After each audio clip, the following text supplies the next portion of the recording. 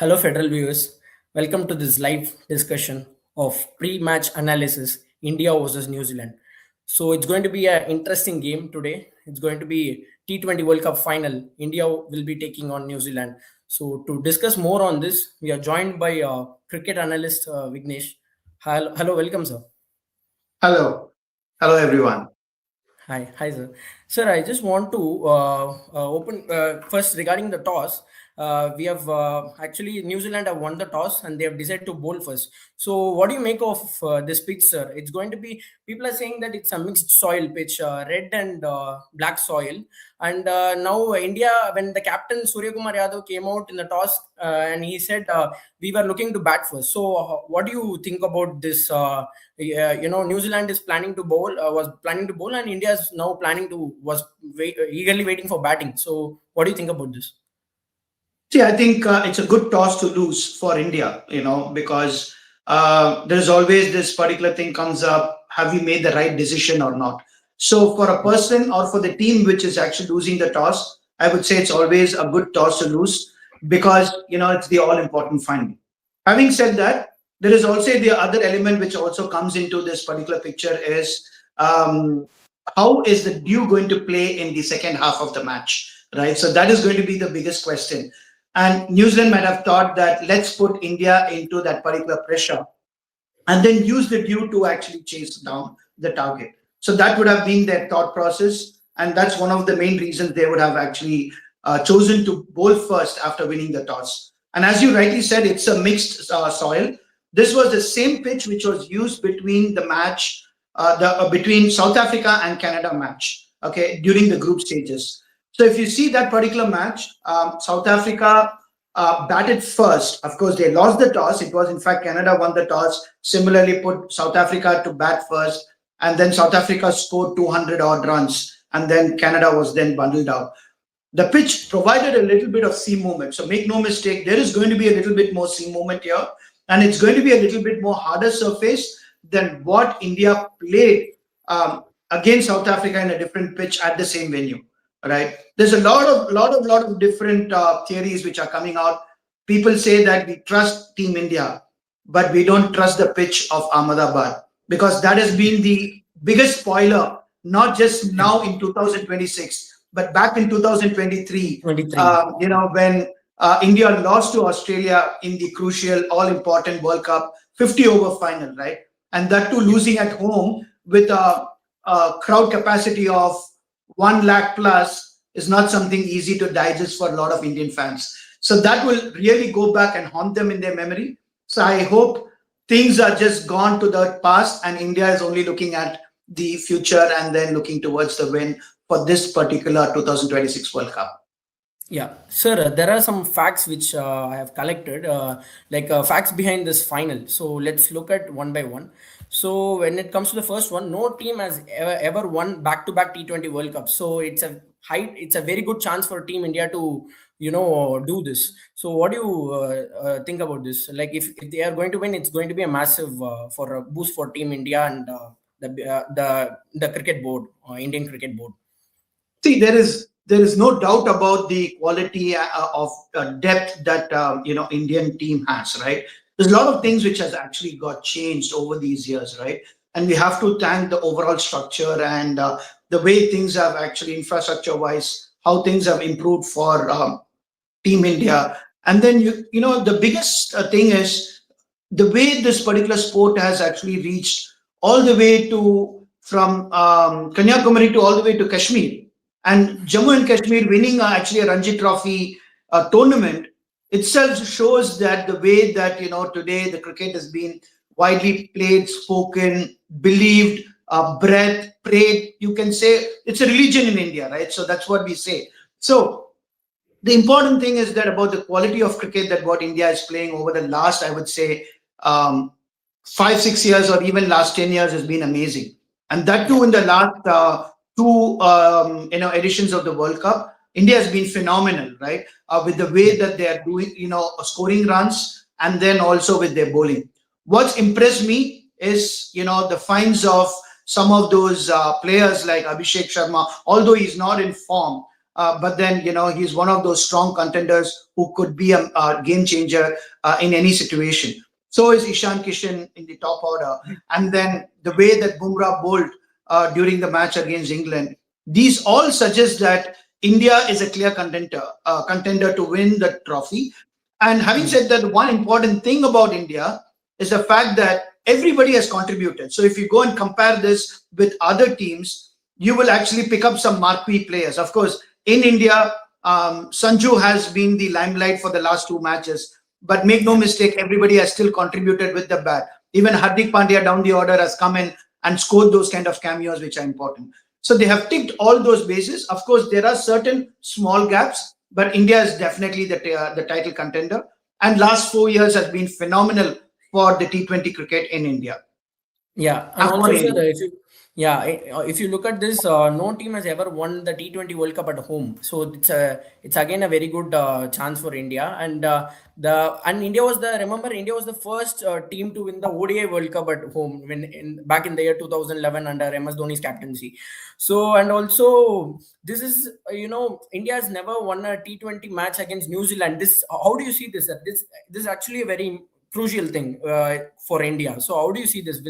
How they will be how they will be trying to break this? See, this is a very important thing and a very good question as well, because out of all the teams, I would say New Zealand is one team who has actually got acclimatized to the conditions, because they had a full series in India before the World Cup. No other Yeah, team had that particular advantage. Of course, there were other teams who had some matches in the subcontinent. Few teams went to Sri Lanka to play against them and things like that. But New Zealand had one full series. So they have played with all these players. They know the strengths, they know the weaknesses, they know what to bowl at home. So that is the biggest advantage that what New Zealand has got. The second part is that whenever New Zealand comes for these kind of knockout matches, okay, they are not under pressure when compared to some of the other teams. We may call South Africa the chokers and all those things, because when it comes to the big matches, they always fail, right? yeah, Barring this WTC final against Australia, when Temba Bavuma team played an exceptional cricket. But then a shorter format, still South Africa is considered as chokers. But if you look at New Zealand, they always are calm under pressure. That is the kind of a synonym that I could actually give them, because of the way that they have actually played cricket. So that is the biggest advantage for them. And the other biggest advantage for New Zealand is their openers, Tim Seifert, as well as yeah. Finn Allen, the way that they have actually started for New Zealand. Yeah, exactly. I was about to ask that only. So next, because if you look at the opening partnership between Finn Allen and Seifert, they like their opening partnership average is 77.16%. And when it comes to India's opening partnership, which is Sanju and Abhishek Sharma, it is 16.37%. Till date, till the before matches also, they were only one person in the opening is clicking for India, and one person, some or the other, there is a problem with another opening batsman. So how do you see this, sir? Looks like New Zealand have lot of lot of edge over the opening partnership. Absolutely, no doubt. See, that's the tick mark that they have, or the positive part that they have when compared to India, is their opening partnership. And especially with Finn Allen, the way that he played that semi-final and then got to that 100 was mind blowing, isn't it? So the overall story over there, definitely, if you want to take some basis to say that where New Zealand is strong, the first base which they take is the opening partnership. But at the same point in time, I'm still concerned about their middle order. Of course, they do have a lot of different people, but Glenn Phillips haven't come into form in this particular tournament. Really good player, capable of hitting big sixers, bats both right and left as well. So that's the advantage that he has. But still, there are a lot of other people. Mark Chapman showed a glimpse of hope, but then he's coming down. So there is Daryl Mitchell was potential. also there. Yes, Darren Mitchell, we can't discount him. Really good player. And we have seen him in that particular bilateral series, how effective he was. But the thing is Yes. that they have not come to that particular extent like India. India, everybody has scored. As I mentioned to you, the middle order isn't a big problem. But there's one concerning problem still, I would say. Everybody is talking about Abhishek Sharma, but I would also say the captain, Surya Kumar Yadav. Except for the first match where he bailed out against US, still his form is, I would say, a little patchy at the moment. So that is also the thing. But overall, if you see, as a team effort, India has done really well when compared to New Zealand with regards to batting. Yeah. Again, bowling, we can dissect a lot of things, but with regards to batting, I think India is a much more powerful looking combination than what they have. So when it comes to India's bowling, so sir, do you think India is too dependent on Jasprit Bumrah? We have seen what happened to Varun Chakravarti in the last two matches, where the opposition team started, taking they started, taking Varun Chakravarti for. Runs, like he was giving too many runs in the last previous two matches. So, what do you think about Varun Chakravarti's form? Is it a matter of concern? Yes, it is a matter of concern because confidence is what the key is when you go into the final, right? Those two matches, he has not been the best.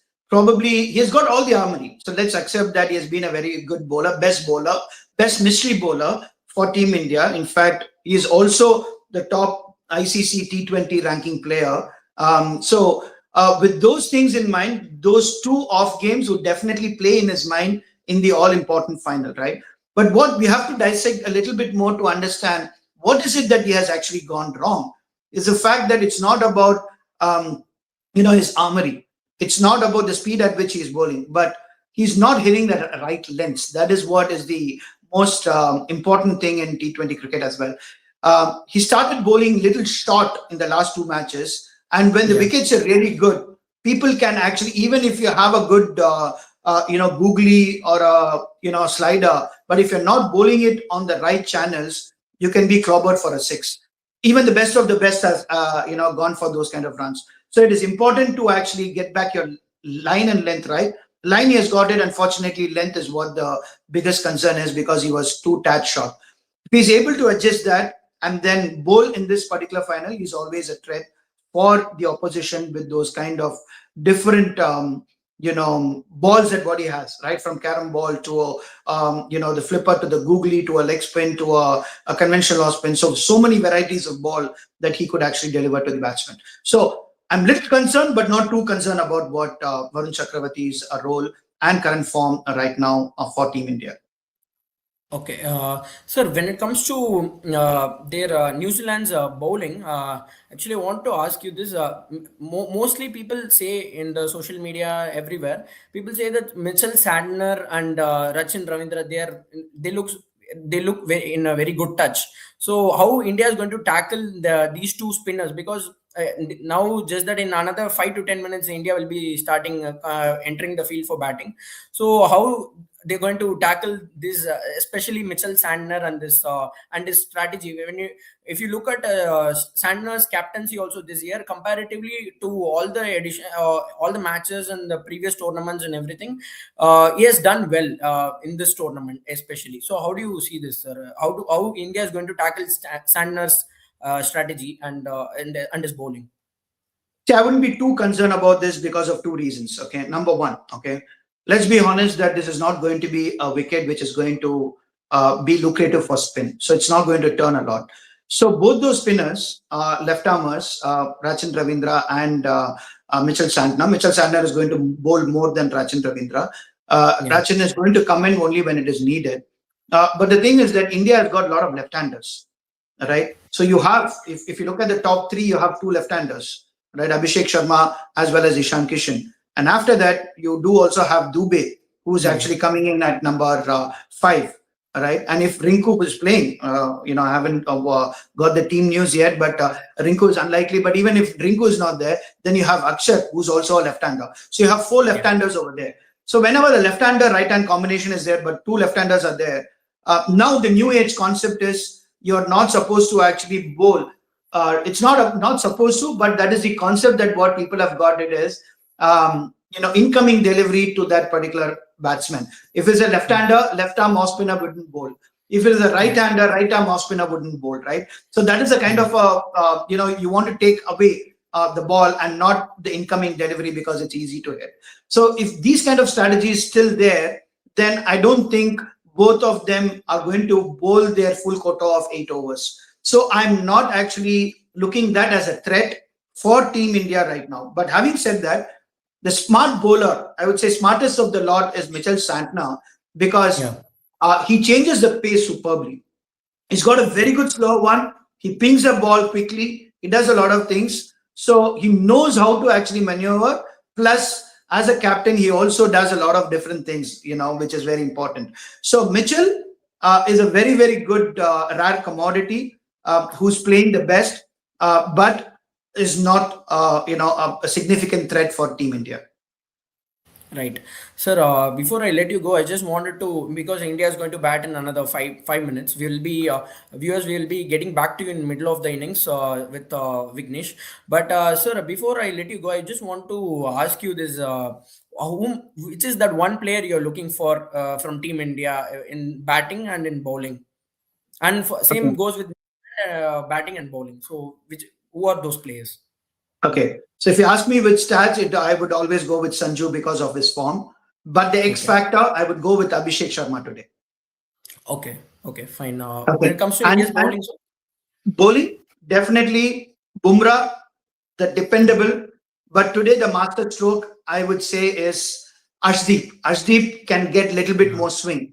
And if he's able to get, I have a feeling today, Ashdeep is going to take the wicket of Finn Allen with a beautiful in swinger. So I'm just waiting for that moment where he's going to get trapped LBW or out bowled with a beautiful in swinger towards Finn Allen. So that's the ball that I'm waiting for in this particular match and the all important final. right. Okay, sir.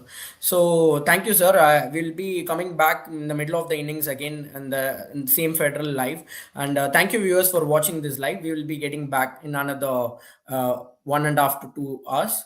Thank you. Thank you.